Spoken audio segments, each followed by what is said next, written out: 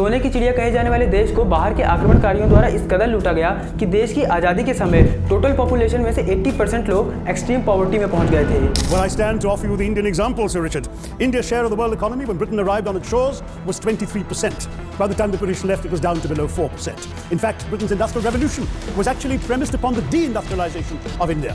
The handloom weavers, for example, famed across the world, whose products were exported around the world, and Britain came right in, smashed their thumbs, broke their looms, imposed tariffs and duties on their cloth and products. There was already...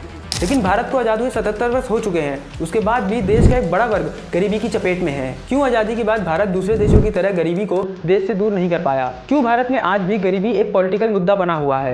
Bharat में गरीबी अब तक के सबसे कम स्तर पर यानी single digit में पहुंच गई है। इस डेटा के मुताबिक पिछले एक दशक की तुलना में कंजम्पशन 2.5 गुना बढ़ गया है।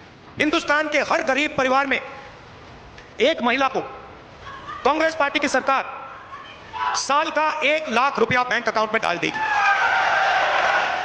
और भारत की सेंट्रल गवर्नमेंट गरीबों के उज्जवल भविष्य के लिए क्या कर रही है, ये सब कुछ हम जानेंगे इस वीडियो में, इसलिए वीडियो आखिरी तक जरूर देखिएगा।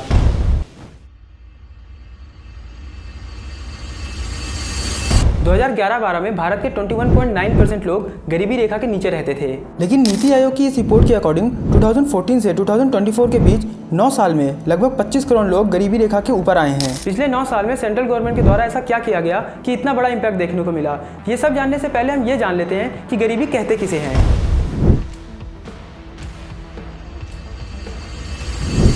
नॉर्मली देखा जाए तो पॉवर्टी या पैसे की कमी को कह सकते हैं, जिसकी वजह से व्यक्ति अपनी नॉर्मल नीड्स को भी पूरा करने में सक्षम नहीं होता। लेकिन अगर बात करें मल्टी डायमेंशनल पॉवर्टी की, तो इसमें पॉवर्टी को अलग अलग डायमेंशंस के जरिए देखा जाता है। पैसे की कमी से एक गरीब नॉर्मल नीड्स के साथ साथ जिंदगी में बहुत सी चीजों से वंचित रह जाता है।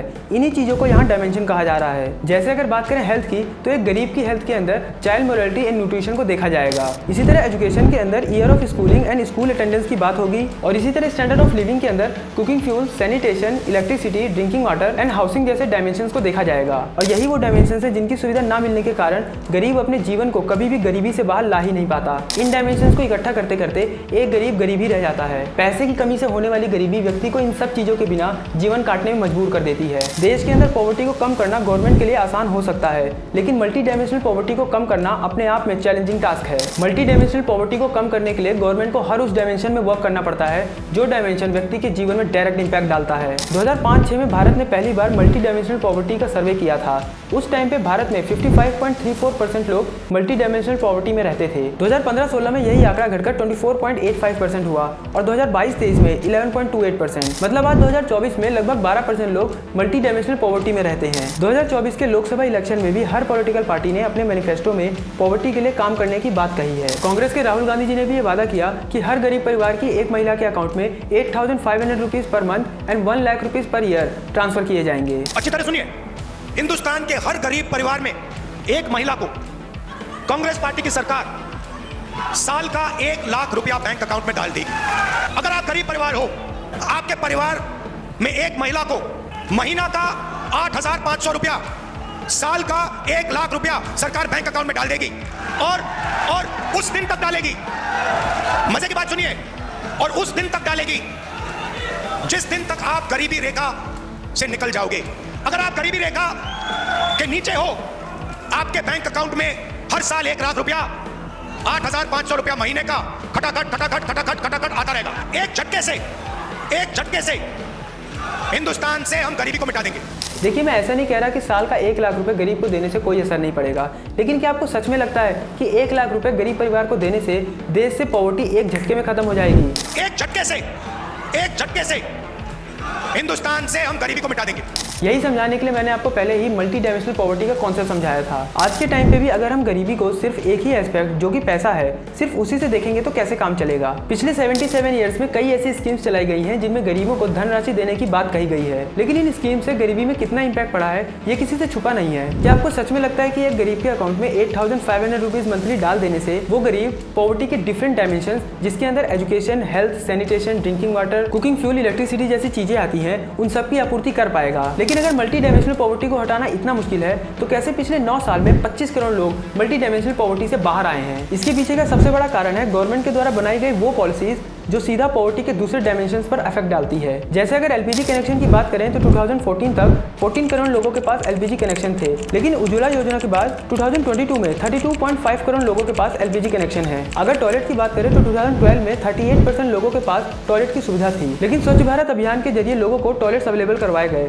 2020 में लगभग 90% लोगों के घरों में टॉयलेट पहुंच चुके हैं। 2013 में 13% घरों में वाटर कनेक्टिविटी थी, जो कि 2017 में बढ़कर 16.28% हो गई थी। इसके बाद गवर्नमेंट के द्वारा 2019 में जल जीवन मिशन लॉन्च किया गया और पिछले 5 साल में 14.7 करोड़ लोगों के घरों तक वाटर कनेक्टिविटी पहुंचाई गई है। हाउसिंग की बात करें तो प्रधानमंत्री आवास योजना के अंदर 3 करोड़ पक्के घर बनाए गए हैं। आजादी के बाद 2014 तक सिर्फ 11 करोड़ बैंक अकाउंट खोले गए थे, लेकिन 2014 में गवर्नमेंट चेंज होने के बाद 52 करोड़ बैंक अकाउंट खोले गए हैं प्रधानमंत्री जनधन योजना के अंदर। कोरोना पैंडेमिक से अभी तक लगभग 81 करोड़ लोगों को मुफ्त राशन दिया जा रहा है। सेम ऐसे प्रधानमंत्री सहज बिजली हर घर योजना के अंदर पूरे देश का इलेक्ट्रिफिकेशन किया गया है। गवर्नमेंट के द्वारा उठाए गए ये कदम एक गरीब व्यक्ति को मौका देते हैं अपनी इनकम को किसी और जगह खर्च करने का। मान लीजिए किसी व्यक्ति के घर तक पानी पहुंचा दिया जाए तो उन्हें पानी भरने के लिए गांव से दूर नहीं जाना पड़ेगा। इससे गंदे पानी से होने वाली बीमारियां खुद में खुद खत्म हो जाएंगी। इससे गरीब व्यक्ति को पानी के द्वारा होने वाली बीमारियों पर खर्चा भी करना नहीं पड़ेगा और इसी पैसे को गरीब व्यक्ति जीवन के दूसरे डायमेंशन पर इस्तेमाल कर सकता है। मंथली पर कैपिटल कंजम्पशन एक्सपेंडिचर के अकॉर्डिंग पिछले 10 साल में देश का मंथली एक्सपेंडिचर डबल हो गया है। अगर बात करें रूरल हाउस होल्ड की तो 2011-12 में rural house hold 1430 rupees per month था, जो कि 2022-23 में बढ़कर 3773 रुपीज पर मंथ हो गया है। सेम ऐसे अर्बन हाउस होल्ड 2011-12 में 2630 रुपीज था, जो कि 2022-23 में बढ़कर 6459 रुपीज पर मंथ हो गया है। आज के समय रूरल हाउस होल्ड में 46% एक्सपेंडिचर